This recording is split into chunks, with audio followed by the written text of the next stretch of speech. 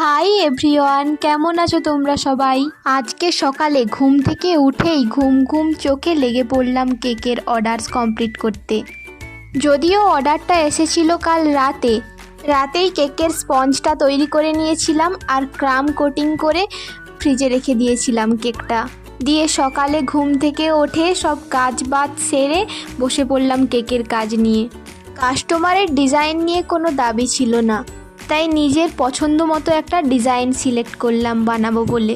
Customer order দেওয়ার সময় শুধু এটাই বলেছিল পাইনঅ্যাপেল ফ্লেভারের হবে আর কেকের ওপরে যেন লেখা থাকে হ্যাপি বার্থডে বাবা।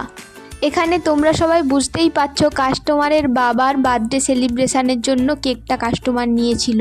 মেয়েদের জন্য কেক বানাতে গেলে ডিজাইনের ভালোভাবে সিলেকশন করতে হয় না, কেন কি মেয়েদের একটা বাটারফ্লাই অনেকগুলো ফুল টুল দিয়ে করে দিলে ডিজাইন খুব ভালো দেখায় আর তাদের পছন্দও হয়ে যায়।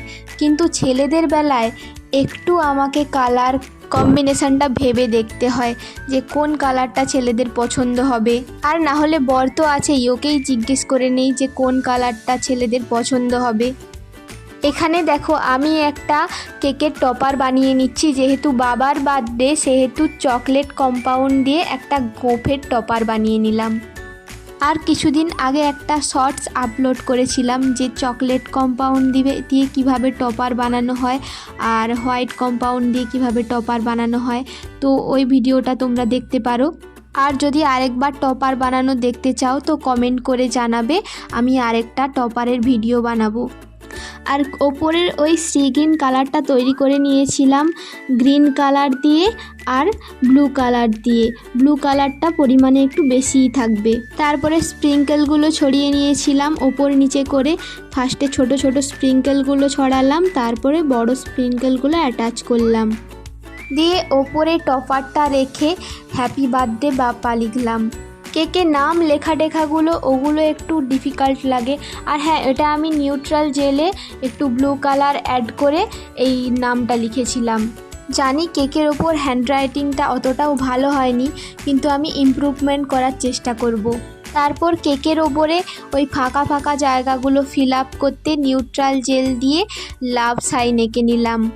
আর কেকের সাইডে ওই ফাঁকা অংশটাতে ওখানে গোল্ডেন ফয়েল দিয়ে দিয়েছিলাম। তো দেখো আমার বানানো কেক তৈরি। তোমরা কমেন্ট করে বলো কেকটার ডিজাইন কেমন হয়েছে। জানি অতটা ফিনিশিং ভালো হয়নি, কিন্তু বিশ্বাস করো তোমরা পাশে থাকলে সাপোর্ট করলে আমি আরও সুন্দর সুন্দর ডিজাইন বানাবো। প্লিজ প্লিজ তোমরা সাবস্ক্রাইব করো আর লাইক কমেন্ট শেয়ার করো। নেক্সট ভিডিওতে আমি কেকের ডিজাইন আরও সুন্দর করে বানানোর চেষ্টা করব। তার জন্য শুধু চাই তোমাদের সাপোর্ট আর ভালোবাসা। তো আর বেশি বকবক না করে আজকে চলি, দেখা হচ্ছে নেক্সট ভিডিওতে। আর অবশ্যই তোমরা কমেন্ট করে জানাবে কেকের ডিজাইনটা কেমন হয়েছে। আর সবাই সাথে থেকো, পাশে থেকো, ভালো থেকো আর সুস্থ থেকো। তাহলে এখনের জন্য চলি, বাই। জয় বজরংবলী।